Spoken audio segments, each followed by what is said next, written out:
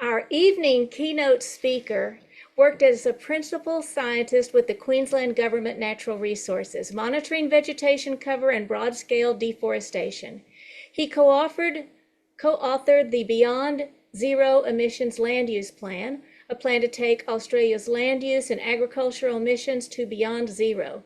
He works pro bono with NGO, the World Preservation Foundation, focusing on deforestation, land degradation, and biodiversity loss. And there's so much more. He's also in the documentary, Eating Our Way to Extinction, and he has a book on that also. So, Gerard Bisshop, welcome, and I know you'll explain more. We're so grateful for you to be here. Thank you so much. I'll let you take it away. Thank you so much, Rebecca, and thank you to all the team there at Climate Healers. You guys do such a fantastic job. And thanks for the shout out, Jan. That's quite touching. Actually, when you're reading all that stuff, I'm thinking, who is this guy? You sort of bumble through, you become things, don't you? We all change. So what I'd like to do with today's talk is to arm you, is to give you the basis for the next stage of this fight against climate, biodiversity loss, etc. And so I'll just share my screen, which is this one.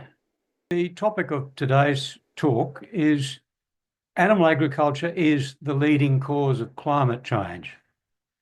Now, this is a claim that's been made by several people, and it has yet to be picked up and accepted by pretty much the whole gambit, from the NGOs to the scientists to the governments to the intergovernmental IPCC.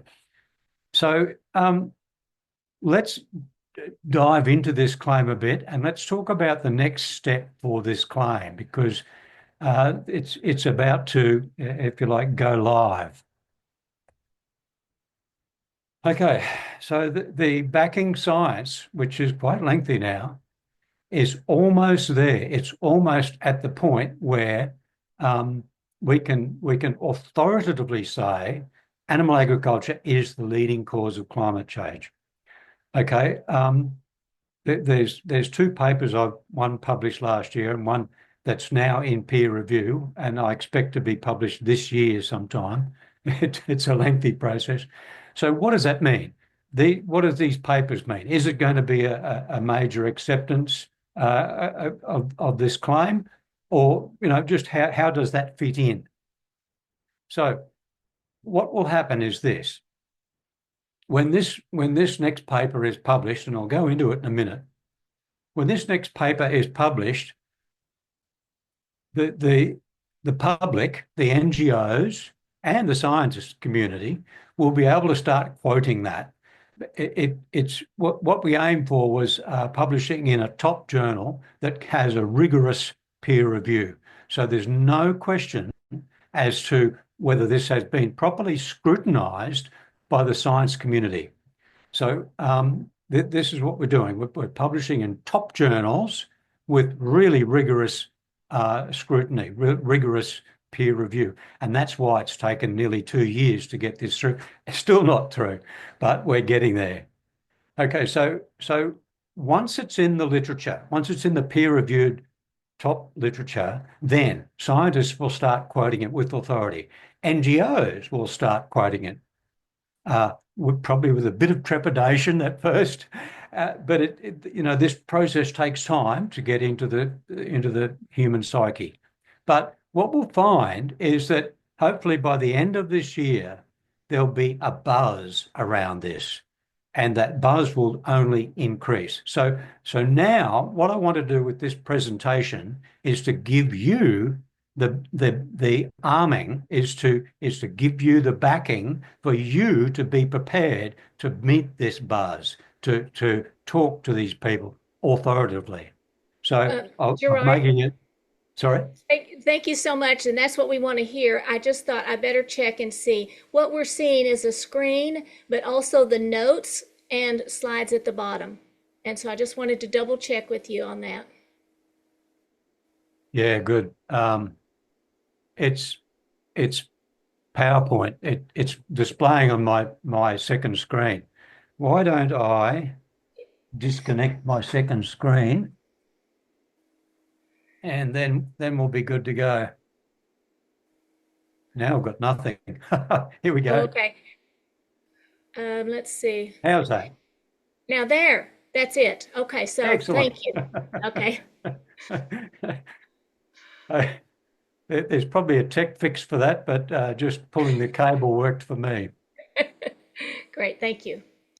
Okay, so what I want to give you is the bus stop pitch. Okay, if you bump into someone anywhere, say the bus stop, and you just mention in passing, did you know that animal agriculture is the leading cause of climate change?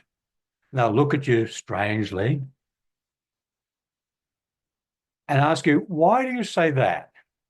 So this presentation is for you to get the information to answer that question.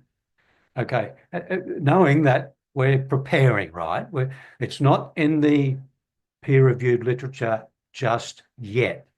Salish's paper and other papers like Goodland and Anhang, that has been produced, but now we're talking the latest rigorous peer review stuff. So, okay, pretty soon you'll be able to see this. Okay, I say that animal agriculture is the leading cause of climate change for 3 reasons. And these are those 3 reasons. Firstly, we've undervalued deforestation. Secondly, we've undervalued methane. And thirdly, we don't even count the cooling emissions. Okay, so 3 simple things.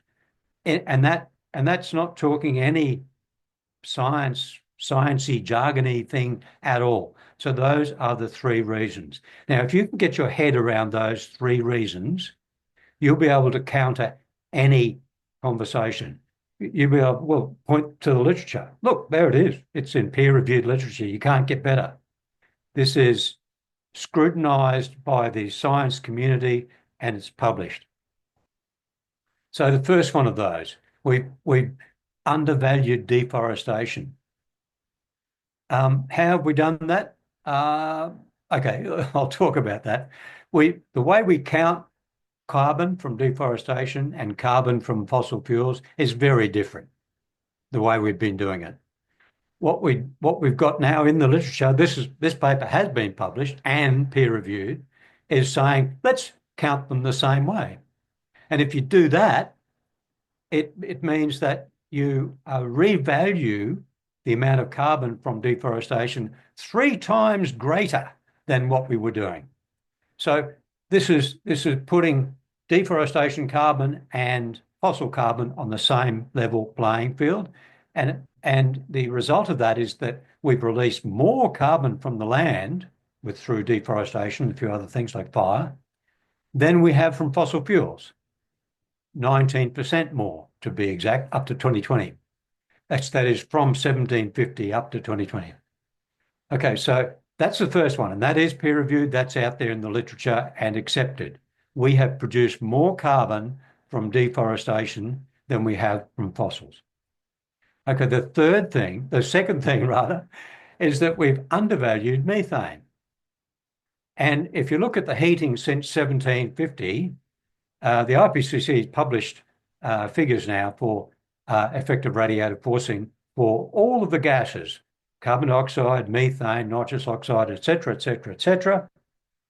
And now we know how much has been emitted by which sources. So we can calculate how does methane compare heating-wise to carbon dioxide. And if we do that, since 1750, methane heating has been underestimated by a factor of 3. So, oops, let's get rid of this thing here. So there you go. That's the second thing. And this is part of the second paper, which is in peer review. It's actually out in public on a preprint site if you want to dig into it. But it's the not final version. It's the work in progress, as we do when you work through the reviewers' comments. But it is public. You can read it yourself, and you'll see that methane has been underestimated by a factor of 3. These threes seem to come into it. We've underestimated carbon from deforestation by 3. We've underestimated methane by 3. And there are 3 reasons. The third being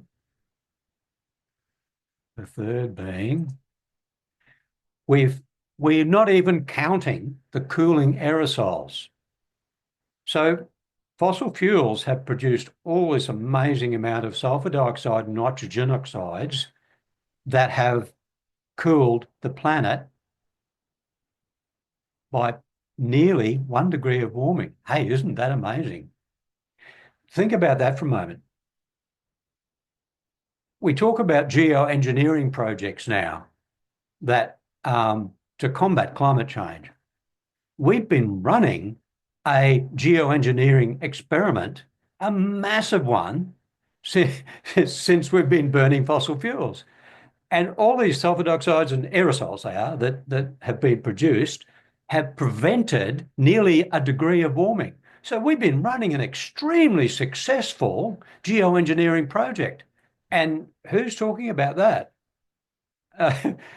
Perhaps we should keep running this project. That's an interesting one. Okay, so my figures, the data, the backing, the basis for these 2 papers, what are they based on? Well, thankfully, and this is only in the last 18 months, what we now have is data. We have time series data going back to 1750 from the global carbon budget that shows all the carbon dioxide from fossil fuels every year since 1750. We now have gross emissions from land. Most of the emissions are from deforestation, but we got that going back to 1750. We'll talk about before then and later on. But we have yearly time series data now. This is beautiful stuff. It's when I first saw this gross emissions data, I was overjoyed because I've been working on a theoretical base for gross emissions, but now it's all there, so I can just quote someone else.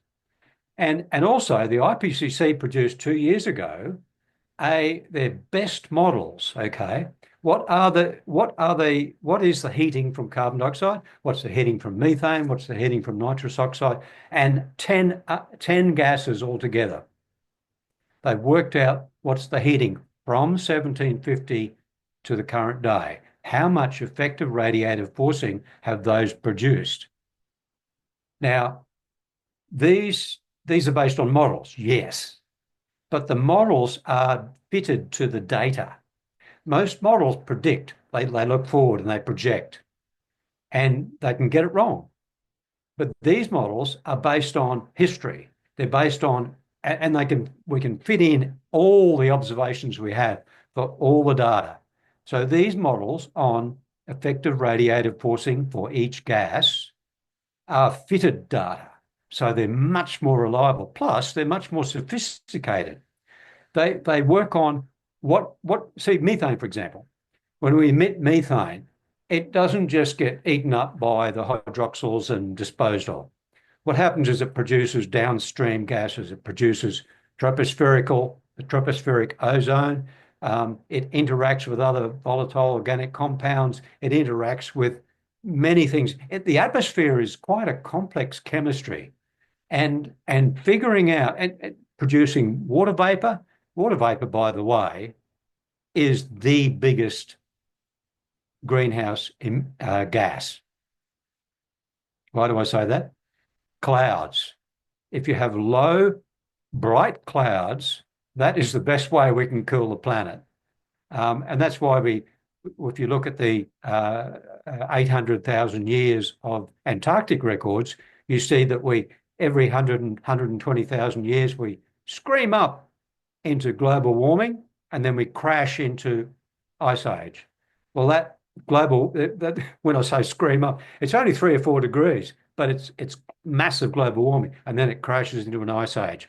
And why? Clouds. So water vapor is actually produced by methane, strangely enough. So they've now factored this in to each gas. What does it do?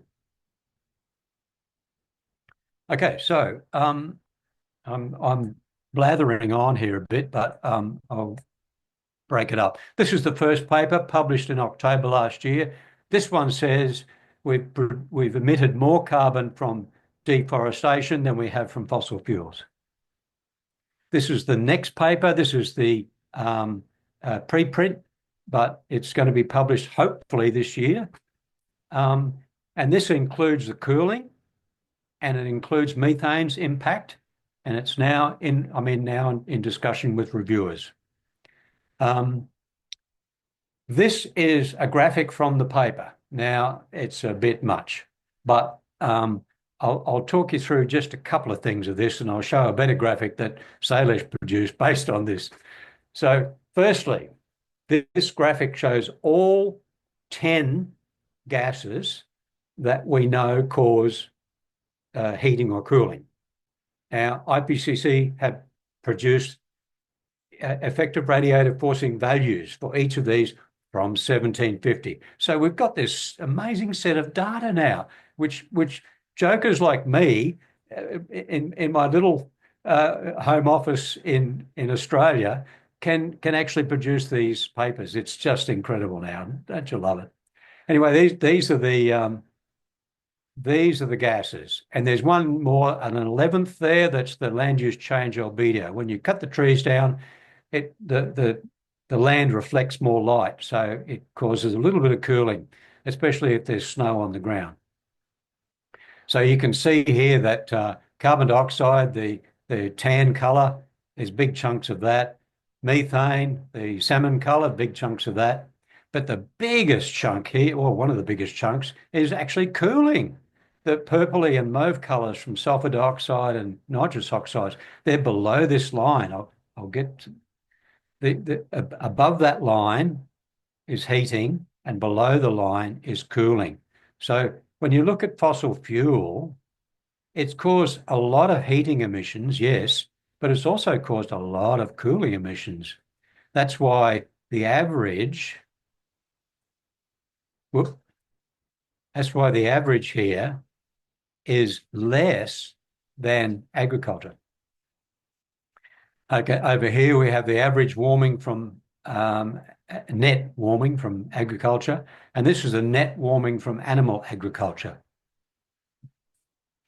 So animal agriculture has produced 3 times as much warming as fossil fuels. Here's Salish's graphic, which is a bit easier to understand, and that is that below the line we have all of the cooling emissions cancelling out a lot of the warming. And here we have animal agriculture, which has some cooling, but the warming is up there. It's the leading cause of climate change. Fossil fuels come next at 25%. There's new figures now. It's actually 17%, which is interesting. Forestry and other ag waste, etc. So this is the bottom line. This is the effective radiative forcing from each of these sectors since 1750 to up to 2020. So agriculture has caused 60% of global warming since 1750. Fossil fuels have caused 18% of effective radiative forcing. It's a bit different to temperature, but it's close. So if we get to temperature on the right-hand side here, since 1750, agriculture has caused 3/4 of a degree of warming. Animal agriculture, 0.64 degrees centigrade.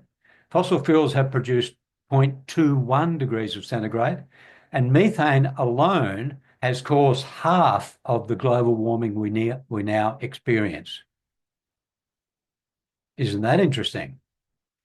The debate that's been going on about downplaying the impact of methane. And they're fiddling around with GWP star. They're trying to minimize the factors that we use to compare methane to carbon dioxide. They're trying to push that down. And this pushes it back up again. Isn't that interesting? So methane has been way undervalued. It's caused half the global warming we now experience. And methane doesn't come with baggage. It doesn't come with any cooling emissions. It's only burning fossil fuels that produces the cooling emissions. So methane is actually unencumbered by any cooling. So you get the full brunt of it, and it only lasts 10 years, but wow, hasn't it been effective in warming the climate? So global warming from animal agriculture has caused 0.64 degrees centigrade. Fossil fuels have produced 0.21 degrees centigrade, 1/3 as much as animal agriculture. So, and hopefully we'll talk more in question time. But what I want to talk about briefly is the lessons we learned while doing the deforestation, making deforestation carbon equitable. We also learned when you unfold that, you realise that there's way more carbon capture from forests, basically, than we had realised. So let's look at natural carbon capture and storage. Since 1750 up until 2020, forests hold 90% of the above ground carbon. Below ground carbon doesn't change much. It's pretty slow to change. And this is why Jan said that it's the regenerative grazing people, I bumped up this paddock by this amount, it's too little too late. It's ridiculously out of scale to everything else. It's the above ground carbon that really matters. And forests hold 90% of the above ground carbon. So up until 2020, the forests mostly have stored, this is not cycled, but stored, locked down 2,800 billion tonnes of carbon dioxide. Huge amounts. That's 3/4 of all emissions since 1750. So what's been saving us from a rampant global warming from carbon dioxide has been the forests, basically. So 3/4 of all carbon emissions since 1750 have been locked up by the forests. And even in recent decades, when fossil fuel emissions are out of control, we've locked up 65% of all the CO2 emissions. So trees are an incredible ally in this fight. And so there we go. The bottom line is, if people ask you at the bus stop, why do you say animal agriculture is the leading cause of climate change? You can say, well, firstly, we've been undercounting deforestation. Secondly, we've been undervaluing methane. And thirdly, we haven't counted the cooling at all. So there you go.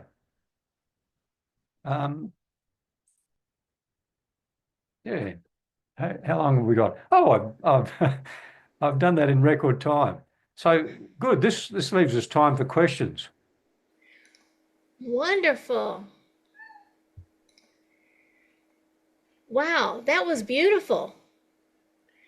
And I think we'll have lots of questions. I was wondering if you could elaborate before. Listen, everyone, please raise your hand, and then host will let you turn on the camera, and then you can come on, or you can write your question in the chat. Gerard, you mentioned that people were trying to squelch the information about methane, lower it. Could you tell us a little bit more about that? Who's doing what, and what's going on there? Okay, well, the way we compare gases, greenhouse gases, is that they run these models and they work out these metrics called global warming potentials. Now, the IPCC agreed 30 years ago to use the global warming potentials over 100 years, okay? This is what Salish came up with originally. This is a totally arbitrary choice, by the way. Methane lasts about 10 years, half-life, just under that, in the atmosphere. Carbon dioxide lasts for centuries and millennia. So how do we compare those two? It's just about impossible. So they've got this metric called global warming potentials, and they arbitrarily chose a 100-year global warming potential to compare the two, or all gases actually. That works for nitrous oxide because nitrous oxide lasts for 100 years. It doesn't work too well for carbon dioxide, by the way, because that lasts several hundred years. And it very much doesn't work with methane because it lasts 9 years. So there's been debate, robust debate about, oh, you're overstating the impact of methane. It's not 100 years, it should be longer. And people like Salish have been saying, no, we've got it all wrong. The next few decades are the important part of global warming. We need to take global warming potentials over 20 years, or 10 years, not 100 years. So there's been this debate that's been going backwards and forwards that is almost irreconcilable. Neither can agree to what should be used. In the meanwhile, IPCC keeps plodding along using 100-year global warming potentials. However, now that different governments have decided, pardon me, now that different governments have decided to include agriculture in their global commitment, in their national commitments, the industries are getting worried. Okay, well, how are we going to measure agriculture? And of course, methane's the big one. So there's a group of scientists who've decided that, okay, well, let's come up with another metric. GWP, global warming potential, 100 years is not good enough for us. Global warming potential of 20 years is ridiculous. Therefore, let's come up with another one. And they came up with another one called GWP star, which is equivalent to about, it means that methane is about 6 times more warming than CO2, but there's all sorts of models that they plug it in through. Okay, so some countries are saying, yes, let's take this GWP star so it takes the heat off our cattle. So now we've got this situation where this tussle is going on. Politicians, the one who make the decisions, they don't know. They don't even really care. Let's just get on with it. But the data that's now been released by the IPCC shows that all of the emissions since 1750, if you count all the carbon dioxide and then you look at how much warming it's produced, and you count all of the methane and then look at how much warming it's produced, you can compare the two for this point in time. It's valid. It's totally valid. I did that in the second paper, which is about to be published, and I came up with a value that methane has produced 90 times more warming than carbon dioxide. 90, not 28, which is the 100-year global warming potentials, but 90. So it's 3 times more warming than the metric that we use. So that's the debate about these metrics, and no doubt industry are going to be pressuring those politicians who don't really know what's going on to adopt this new metric. So we've got to have information out there like the information we're producing now that shows the true warming of methane, because it's the only gas, by the way, that can save us in the short term. It's the only gas. The carbon dioxide lever moves so slowly, but the methane lever moves over a period of years. In a year, we can see a difference if we can put a lid on methane. So the papers, in fact, it's really interesting. The people who advocate for this GWP star, they've done all sorts of modeling, and they've shown that a constant output of methane will not produce an increase in temperature above what we've got now. They don't say that, oh, okay, we've got more cattle, more methane, so we're going to get an increase anyway. But what they do say is that if we go down from that constant, it'll actually cool the planet. So the people who are trying to uh, change the methane metric are actually giving us the ammunition to say the methane is the only lever we have to reduce the warming. And it is. If you look at the next few decades, methane is key to warming or cooling. We can cool the planet if we put the brakes on methane. Fantastic, fantastic. Thank you for explaining that. We do have 3 or 4 questions, and so Danny, one of our other climate healers, is going to come on screen and read us those questions from the chat. Thank you. Yes, and thank you very much for your presentation. Let me just get to, okay, so this comes from Ida. How have trees locked up 75% of CO2 released since 1750 when we have lost a few trillion trees since then? Question 1. Yes, this is amazing. The data, we've got data now. We've got time series data, okay, both for fossil fuels and for land emissions. And what we've been doing before this has been folding up the land emissions. We say, okay, we've got this much emissions, but we've also got this much drawdown. So therefore, it's only the difference that we're interested in. So they've been like the 3-card the trick. It's been hiding the full emission, but it's also been hiding the full drawdown. So if you look at the data, the raw data from 1750 onward, you find that from 1750 to about 1880, I think it was, the carbon storage, the amount drawn down and locked up in the vegetation has doubled from 1750. And then from 18, I think it was 80 to 2020, it's doubled again. So what's happened is that most of it comes from carbon dioxide fertilization, believe it or not. Trees and all plants do grow much faster with a lot of carbon dioxide in the air. That's known. That's why this is interesting. Veggies grow really quick, but they don't have the same nutrients that they used to because they were slower growing. They could build up over periods of time, but now they grow really quickly. And so they big, beautiful plants, but they don't have the same nutrient value. So the same with trees. That even though we have cut down 3 trillion trees, we've got about 6 trillion on the planet. We've cut down half the trees on the planet and removed them. Even so, we've managed to quadruple the amount of drawdown through carbon dioxide fertilization.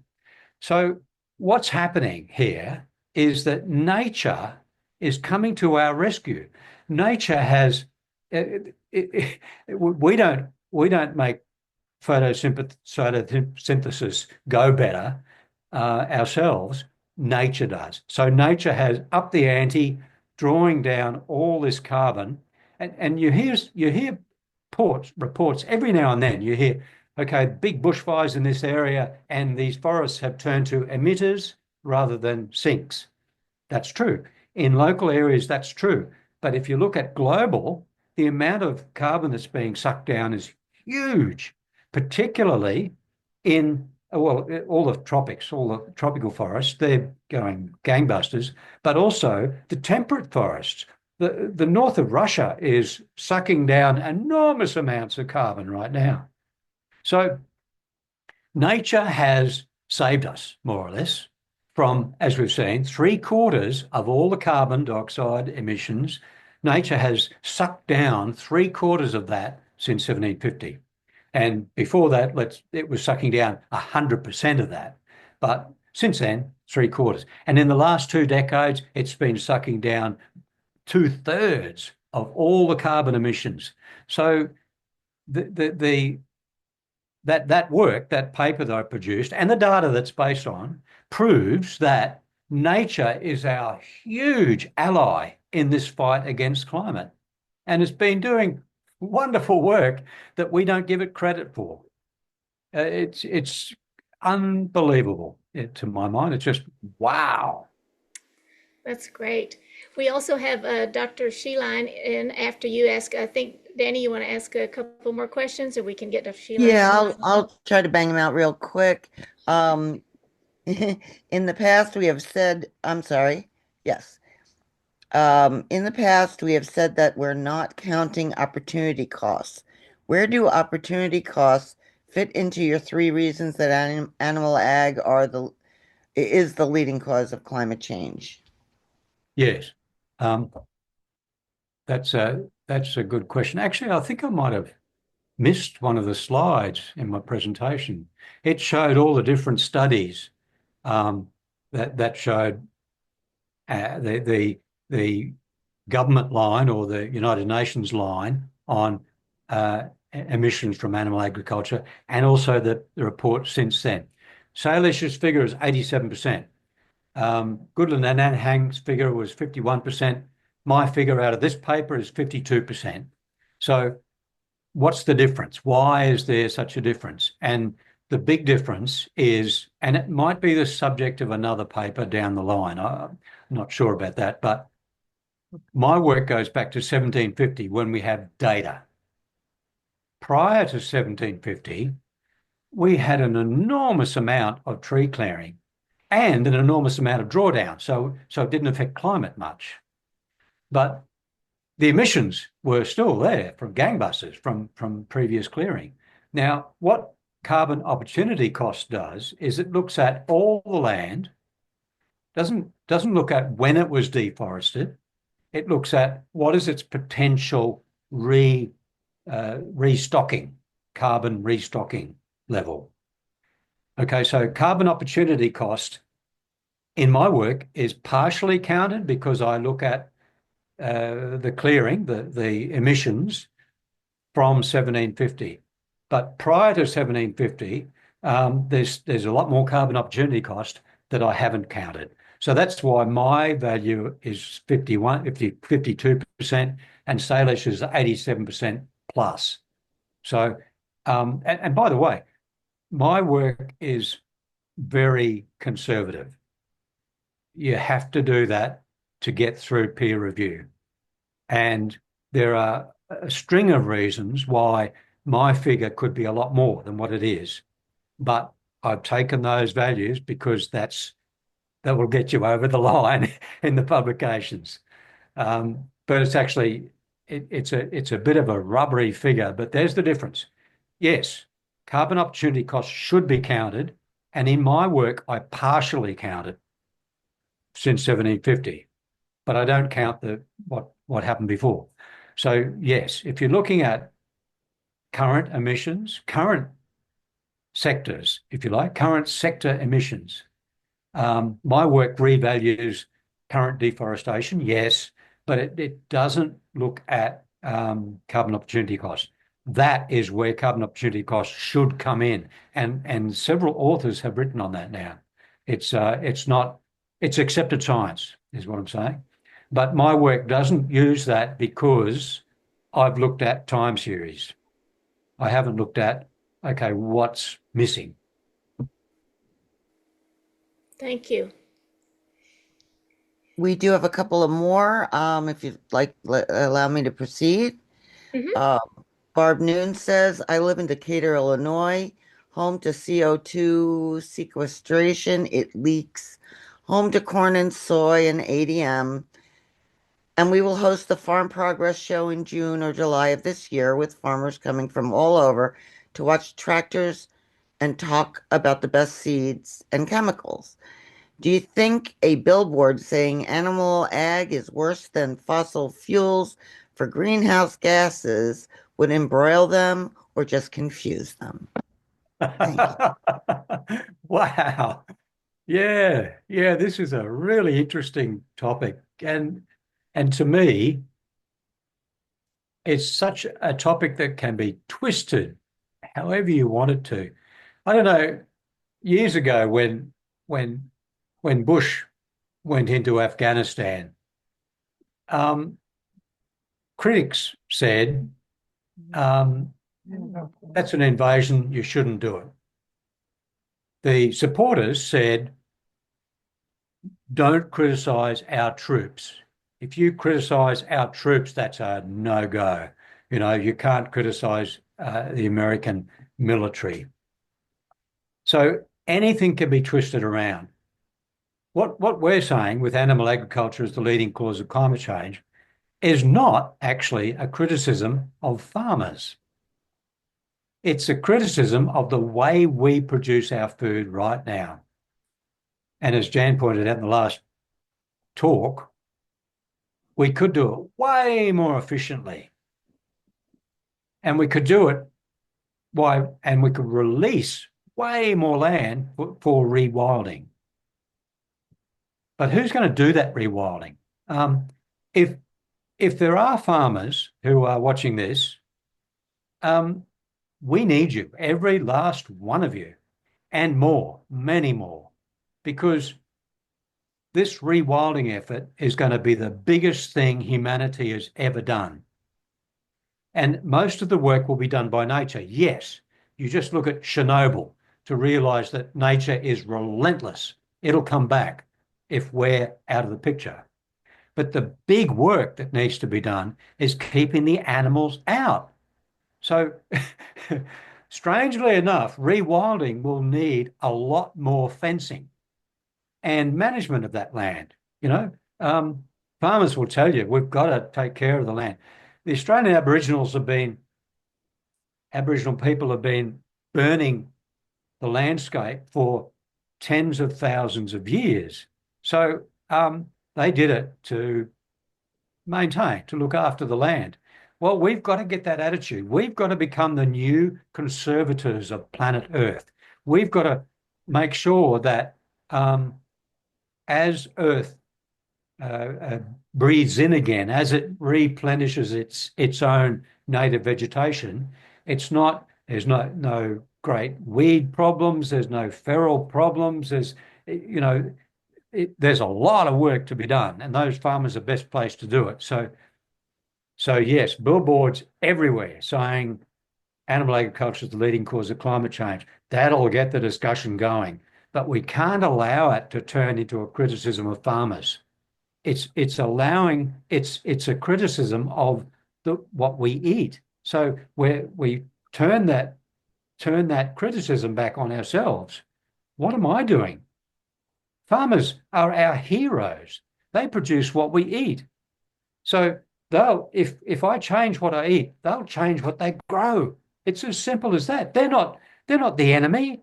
They're not sort of doing this for dubious means to do us in or the planet in. They're just providing food for us. So if we change, they will change. And they'll be much happier about it, frankly. Wonderful, thank you. All right, let's see. Can I bring Dr. Sheline up?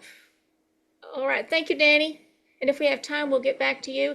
If you will, Jonathan, turn on your camera.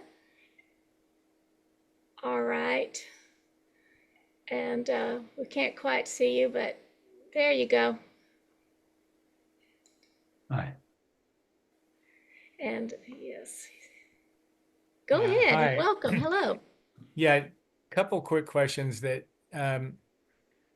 so I guess one is, I give talks on the benefits of plant-based eating for health and for the environment. And it's been frustrating over the years, having these estimates ranging from 14% from the revised WHO or agriculture. What am I trying to say? Food and Agriculture Organization figures, to 51% in Anhang, and then to 87% with Dr. Rao, and now I'm hearing Dr. Bishop has published something closer to 52% again. And it just, I'm probably naive. I mean, I am not a climate scientist, and I don't really understand how all the modeling, and I've tried to follow, and I think I understand, the carbon opportunity cost. But so here's my question. What is there not a way to get the more agreement on so that we can come up with a number that people buy into? Now, I realize that the status quo, the animal ag folks don't, they want a number closer to 14%, and they're gonna push that. But there is truth, and there is among scientists who can publish their work. I would think that there should be some range of estimates that's a lot tighter than 14 to 87 percent, that we could agree on. And then the second part of my question is what's it going to take to, I mean, if we do get this tighter estimate out there, what's it going to take to get that out there so that politicians and leaders of countries start talking about animal agriculture much more than pretty much zero is how much it gets talked about now. So that's my two-part question. Yeah, look, that's a really good point, and I that's what was behind me when I was at the beginning of that talk. Was it's going to take time. The science process is a slow turning wheel, and the requirements to get in peer reviewed literature are very high. There's thousands of journals out there at the moment, by the way, thousands, and it's big industry. So they're preying on academics to give them more papers, because they make money out of it. But if you look at the influential journals, the top level journals, they are the ones with really critical, really rigorous review. Okay, so you can only get published in those journals if you've gone through the mill. So they're the ones that get noticed. Now, up until now, the literature saying animal agriculture is the leading cause of climate change have not gone through that mill.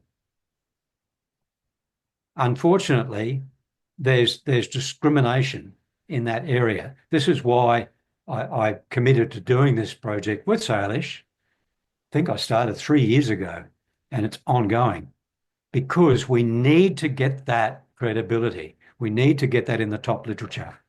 Now, as for the process, it is a process because, well, for example, I'll tell you what happened when I published that paper in October. What that paper says was that since 1750, land use emissions are greater than fossil fuel emissions. Now, that in itself is, whoa, that's an incredible statement. How do you come up with that? But it's now defensible. That statement is fact based on the data. So, but however, if you talk to the scientists who are involved in climate change, they'll look at that and they'll say, maybe. So it takes time. It takes time for that discovery that deforestation has caused as much carbon emissions as fossil fuels. It takes time for that to get through to change government policies, change IPCC policies, etc. Therefore, the process involved is rather slow. However, I will say this. What I did when I published that last paper is I emailed about 300 academics. I emailed about 50 academics who've been working on the global carbon budget. This is the world's authoritative measure of carbon emissions. I emailed a bunch of them, and within 3 days, I had replies from 4 of them. These are the top guys, the top authors of the global carbon budget in this field. It's very narrow. And all of them said, yes, we agree with you. One of them said, we're going to take this to the group and we're going to propose it for inclusion in next year's carbon budget. Now, that's way quicker than I would have expected. But that is exactly what we were looking for, to get science acceptance and credibility in there. Now, even if that's true, even if the global carbon budget does publish gross land use emissions next year, even if that, because that discussion involves a lot of people, not just the 4 I talked with, but if they do, it's still going to take a while to get through to the IPCC and their inventories. Okay, so it's a process. It takes forever, and I know it's very difficult to say, well, what is correct, 14.5% or 87%? That's ridiculous. How can it be? How can it be one or the other? It's just too ridiculous to consider. So most people and environmental NGOs and most people think, well, it's above my pay grade. I don't know. Let's go with the power, with the United Nations, with the FAO figure of 14.5%. That's safe. It's still a lot more than, it's still more than transport. So it's a big figure, but it's nowhere near as big as it could be, which is what we're proving now.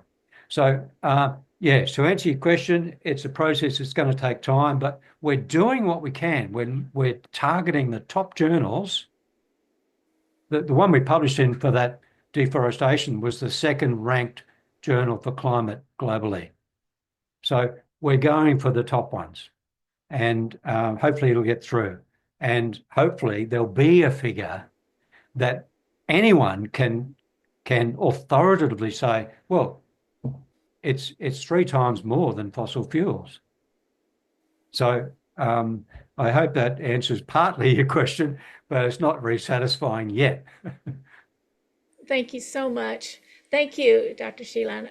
We've got one more question, and I see you have another question there, or comment. Yeah, the second part is, whatever the number is that gets agreed upon, it's discouraging that nobody talks about it I mean, from the movie Cowspiracy forward, that it's even environmental organizations don't talk about it much. And I'm just curious what it's going to take to get this word, whatever the number is that we can agree on. I hope it's way north of 14%, but if it's 50%, whatever it is, what's it going to take to get people to discuss it as a serious problem? Right. Well, we have these webinars, these gatherings, and hopefully in a couple of weeks we'll have this so that it can be shared with people. We can look at it again, and show these things in small groups and discuss them. I mean, we've got lots of opportunities there. Did you want to make a comment on that before we go to the next question? Yeah, no, just basically, I hear you, and that's what we're working on, and hopefully people will pull their heads out of the sand and listen up. But more and more people are listening up. They've been hit with the floods and the fires and everything else. So yeah, it's happening, but not as slow, not as quickly as you think, as you hope. Thanks, John. Thank you. All right, and so Dr. Ort, can you come on camera? And if you can, then we will bring you up. I guess my question is a little too long, actually, for the time there is. So I just want to compliment you, Gerard, that you have so much persistence to go through for years to get it through all these reviewers who constantly say no, it's not good enough. So you have enormous persistence. So thank you so much for that. The question I want to ask maybe later to talk about is about the oceans. I'm still worried about what's happening to the ocean. Enormous heating there, which is so unbelievably high. What that has to do with your work also. Maybe for later. Yeah. Thank you, Bram. I really do appreciate the help that you gave me in the very beginning of this, and your suggestion of separating this work into bite-sized chunks or into smaller chunks was brilliant. So thank you for that. That allowed us to get that first paper published. So bravo. Yeah, as for the oceans, no, my work doesn't address the oceans, but yes, it is a tragedy what's happening with the oceans and totally unknown. I mean, if the currents can change with the temperatures the way they're doing, and if Antarctica's carving off all these ice shelves, it's rather perilous, I might say. It's very scary what's happening in the oceans because the oceans have soaked up 90% of the global warming, of course. So as well as the trees being our savior, the oceans have actually taken up the heat. They've taken the heat of what we've done. So yeah, it's a very disastrous situation. Wow. All right. Thank you. Thank you very much, both of you. All right. My goodness, that was wonderful. And I think we'll be looking at it again. And we want to thank you for your time and effort and for moving forward, being persistent, as Dr. Ort said. Thank you. It's a pleasure. Thank you. You're very welcome. Thanks for having me on. You bet.